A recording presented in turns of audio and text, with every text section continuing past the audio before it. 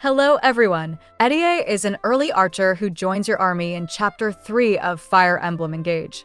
She starts with an iron bow that she can use to one-shot every flyer on her join map, and serves as the Allier's personal skill tutorial next map, being able to one-shot the flyers with her help.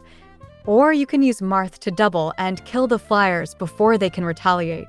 She has the second highest personal strength growth tier in the game, tied with people like Rafarl. Her defenses and speed aren't the best, but this is actually beneficial on her best build later in the video. Has great supports with early characters like Allier, Celine, Yanaka, Lapis, and later on characters like Fogato, Golmeri. The best emblems she makes use of early on are either Sigurd for the move and momentum damage, or Marth for the damage, speed, and if you want to get the bonus brave attack. You get given a steel bow after Chapter 4 that she'll be able to use to easily handle all flyers well into some. You also get a longbow in Chapter 6. She makes great use of to either provide significant chip with her great strength or to defeat enemies that would normally be out of range.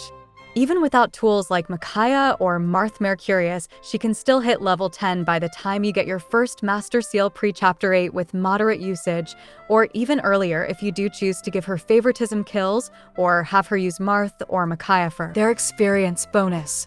Her best promotion out of Archer is easily Bow Knight for extra move, speed, and weapon access. The easiest one to get is Lance/Bow Knight by the end of Chapter 7 thanks to Sigurd. Bow Knight provides 1 more movement, along with 2 more speed.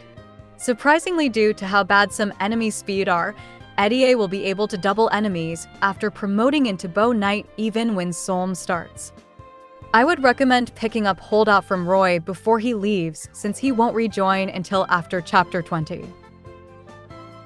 However, her best class by far out of all of them is Warrior, which provides 5 more strength than Bow Knight, 3 ranged chain attacks, and another +2 speed thanks to the build, alongside better HP and defense, which is useful in the short term. However, the true benefit of Warrior unlocks once you get Leaf back in Chapter 17, since now you can make her into a Wrath, Vantage, and Adaptability Warrior who's able to one-shot every enemy before they can even touch her. By inheriting Holdout from Roy, it means you can never be one-shot. Wrath from Mike provides extra crit the lower your health is. Any downside of Etie completely vanishes and in fact turns into benefits. Her low defense and speed ensures that she'll always gain the maximum benefit from Wrath after one combat while never having to worry about dying thanks to Holdout. Once equipped with Emblem Leaf, you get all the skills needed thanks to his Vantage, meaning you always attack first on enemy phase under half health, which you will always be, and Adaptability, swapping your weapons to one that can always counter the enemy. The weapons you give her are a Lin engraved killer axe, Erica engraved killer bow. Thanks to the crit of the killer weapons, plus the engraving, plus the Wrath, means you hit 100% crit rate and always one-shot enemies from both 1 and 2 range.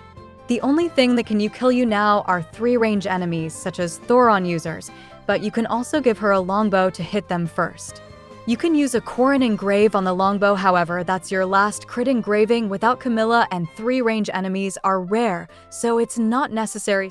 Sages have low defense and Etie has massive strength, so she could be able to defeat them without a crit, and even if she doesn't, she still has around 40% crit rate thanks to Wrath. Just make sure to not level Leaf past 9 so he doesn't unlock Master Lance. If not going for a Wrath Vantage build, I would still recommend going Warrior thanks to its massive damage over Bow Knight and Sniper, and also chain attacks. Etie has massive strength and uses low contested emblems like Leaf while also not requiring high demand stat boosters such as Speed Wings or emblems like Lin. Can easily hit 100% crit and become unkillable while wiping out entire maps of enemies from Chapter 17 onwards. Any forges or tonics you give her get triple their effectiveness thanks to her always critting. Great for the hardest maps in the game like Chapter 25 and Pact. Can pick up skills like Holdout or Canter earlier than other units like Panette or Kagetsu. Fun fact, a level 10 Alchrist has the same personal strength as an unleveled Etie, so anything he can one-shot, she can also do at base.